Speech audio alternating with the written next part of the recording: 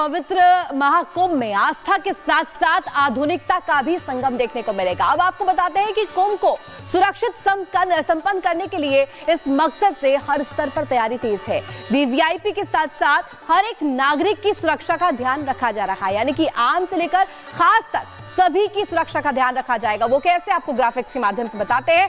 साकार होगा सुरक्षित महाकुंभ, किस तरीके से एक एक श्रद्धालु की सुरक्षा पर नजर रखी जाएगी। वीवीआईपी मूवमेंट वाले घाट पर स्पेशल फोर्स की तैनाती रहेगी और विषम परिस्थिति से निपटने के लिए भी ट्रेनिंग दी जा रही है। पीएसी की 7 स्पेशल कंपनी तैनात रहने वाली है। सुरक्षा कर्मी यहां पर देखिए कम्युनिकेशन में रहने वाले हैं और लगातार इस कम्युनिकेशन के जरिए यह सुनिश्चित करवाया जाएगा कि यहां पर सुरक्षित महसूस हो, जो भी यहां पर पहुंचे। सुरक्षित और डिजिटल होगा महाकुंभ। कुंभ के लिए एआई की मदद भी ली जा रही है। महाकुंभ में पहली बार होगा कि ये एआई का यहां पर प्रयोग हो, यानी कि आर्टिफिशियल इंटेलिजेंस का प्रयोग भी यहां पर किया जाएगा। मेला क्षेत्र में चप्पे चप्पे पर तीसरी आंख की नजर रहने वाली है। मेला पहली बार बड़े पैमाने पर डिजिटलाइज्ड होने वाला है, तो सुरक्षा के साथ साथ हर एक नागरिक को रहने के लिए व्यवस्थित स्थान और इसके लिए तमाम व्यवस्थाएं की गई है। न सिर्फ टेंट सिटी बल्कि वुडन और बाम्बू कॉटेजेस का भी निर्माण किया जा रहा है। प्रयागराज से हमारे सहयोगी राघवेंद्र की खास रिपोर्ट देखिए। प्रयागराज महाकुंभ की तैयारियों में मेला विकास प्राधिकरण लगा हुआ है। उत्तर प्रदेश सरकार के हर विभाग महाकुंभ की तैयारियों में रात दिन काम कर रहे हैं। ऐसे में करोड़ों की संख्या में जब श्रद्धालु प्रयागराज पहुंचेंगे तो वह कहां पर रहेंगे। कुछ श्रद्धालु होटल्स में रहेंगे, कुछ श्रद्धालु गंगा के समीप रहेंगे जो टेंट सिटी का जहां पर निर्माण हो रहा है, लेकिन कुछ श्रद्धालु ऐसे भी हैं जो अगल बगल मेले के अगल बगल जो रिसोर्ट्स बने हैं वहां भी रहना चाहेंगे। ऐसे में संगम के दूसरे ओर यानी कि अरैल घाट पर एक भव्य, मैं आपको एक रिसोर्ट दिखा रहा हूं जो खास तौर से प्रयागराज श्रद्धालु जो आ रहे हैं प्रयागराज में उनके लिए तैयार किया जा रहा है। आप देख सकते हैं कि पूरी तरह से असम की सभ्यता में, यानी कि जो असम की जो परंपरा है, बम्बू से बनाया गया ये रिसोर्ट्स है और यहाँ पे जो रूम बनाए गए हैं इन बम्बू के द्वारा, जो कॉटेज बनाए गए हैं वह शानदार डिजाइन में तैयार किए गए हैं और काफ़ी मजबूत लेयर में बनाया गया है। अब हम आपको दिखाते हैं कि देखिए किस तरह के ये कॉटेज बने हैं, काफ़ी मजबूती है। कितनी भी तेज आंधी आए कोई फर्क नहीं पड़ता है, कितनी भी तेज बारिश हो एक भी बूंद पानी अंदर नहीं जाएगा। और आप देखिए कि बीच में ये 4-4 लेयर के बम्बू से ये बना हुआ ये कॉटेज है और बीच में देखिए प्लास्टिक की 2-2 लेयर लगी है ताकि पानी अंदर न जाए और पक्का निर्माण किया गया है। और कुंभ समाप्त होने के बाद भी ये रिसोर्ट ऐसे ही बना रहेगा। तो चलिए अब आपको बताते हैं कि आखिर क्यों लगता है महाकुंभ और कितने वक्त के अंतराल में महाकुंभ लगता है, जिसका इंतजार तमाम सनातनी करते हैं। तमाम नहीं बल्कि करोड़ों सनातनी और आते हैं त्रिवेणी संगम में स्नान करने के लिए। देखिए महाकुंभ की पौराणिक कथा समुद्र मंथन से जुड़ी हुई है। ये कहा जाता है कि समुद्र मंथन के दौरान 14 रत्न निकले थे और उसमें से देवताओं और राक्षसों में रत्नों के बंटवारों को लेकर फैसला हुआ था कि आधे राक्षस रखेंगे रत्न, आधे देवता रखेंगे। 13 रत्न आपसी सहमति से बांट लिए गए थे। 13 रत्न दोनों के पास गए। अमृत को लेकर युद्ध छिड़ गया था। जी हाँ, वही राक्षसों से बचाने के लिए भगवान विष्णु ने अमृत गरुड़ को दे दिया था। फिर राक्षस गरुड़ से अमृत छीनने की लगातार कोशिश करने लगे। छीना झपटी में अमृत की कुछ बूंदें धरती पर गिर गई।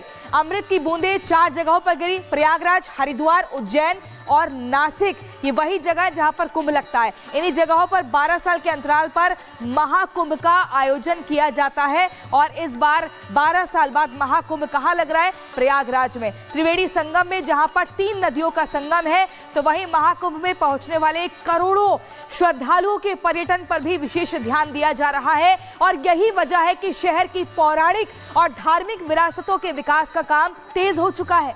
देखिए प्रयागराज से हमारे सहयोगी राघवेंद्र की ये रिपोर्ट। प्रयागराज संगम के तट पर आप देख सकते हैं कि विश्व प्रसिद्ध लेटे हुए बड़े हनुमान जी यहाँ पर विराजमान हैं। यह एक ऐसी प्रतिमा है हनुमान जी की जो अद्भुत है। यहाँ पे साक्षात कहा जाता है कि हनुमान जी यहाँ पर विराम कर रहे हैं और लेट करके आराम कर रहे हैं। कहानी तो यह भी है कि बगल में ये अकबर का किला है जो अकबर ने जिसका निर्माण करवाया था, जब किला की दीवार शहर से जब सीधी आ रही थी तो प्राचीन समय में हनुमान जी जब मिले थे तो उनको अलग अलग तरकीबों से निकालने का प्रयास किया गया, लेकिन जो पूरी की पूरी अकबर की जो फौज थी किसी भी परामर्श पे नहीं निकली और हनुमान जी को इधर से उधर नहीं कर पाई। हनुमान जी की इस मंदिर के चारों तरफ एक कॉरिडोर बन रहा है। आप देख सकते हैं कि किस तरह से निर्माण कार्य चल रहा है, बहुत तेज़ी से निर्माण कार्य चल रहा है। और देखिए एक बड़ी सी उधर अच्छी चौड़ी एक सीढ़ी भी बनाई जा रही है इस निर्माण के दूसरे साइड में। तो हनुमान मंदिर के चारों तरफ एक शानदार एक दिव्य और भव्य कॉरिडोर बनाया जा रहा है। हो सकता है कि कुछ दिनों में या कुछ महीनों में यह कॉरिडोर पूर्ण हो जाए तो आने वाले समय में हनुमान जी का जो यह पूरा परिसर है यह आपको बदला हुआ दिखाई देगा, पूरी तरह से यहाँ पर चेंज हुआ नज़र आएगा।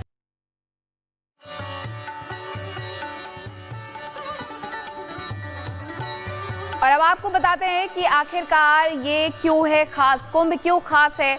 बताया मेरी सहयोगी ने कि 14 साल के अंतराल में कुंभ को लगाया जाता है और इसी के साथ साथ सुगम होगा महाकुंभ। इस बार क्या कुछ खास तैयारियां की गई है वो सब कुछ आपको बताएंगे ग्राफिक्स के माध्यम से कि कुंभ जो है वो इस बार सुगम किस तरीके से होने वाला है। महाकुंभ में इस बार क्योंकि ऑनलाइन पास जारी होने वाले, बहुत सारे लोग हैं जो अपने वाहन लेकर के जाते हैं और ये वाहन लेकर के जाने की वजह से ही कहा जा रहा है कि महाकुंभ में जो ऑनलाइन पास हैं वो बनाए जाएंगे जो कि QR आधारित होंगे।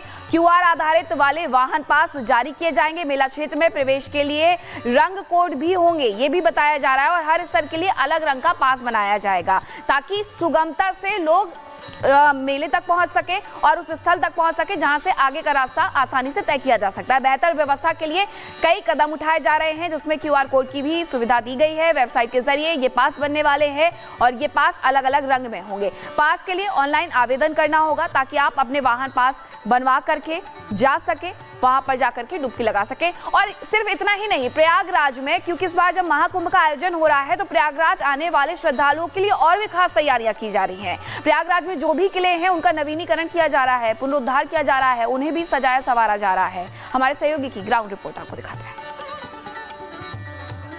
ये जो यमुना का किनारा है, इसी यमुना के किनारे पर मुगल बादशाह अकबर के द्वारा बनाया गया एक विशाल किला है। आप देख सकते हैं यह वही किला है जिसे अकबर ने कहा जाता है 1583 ईस्वी में इसका निर्माण कराया था। कहा जाता है कि 45 वर्ष लग गए थे इस किले को बनाने में। लगभग उस वक्त 6 करोड़ रुपए से ज़्यादा खर्च किए गए थे।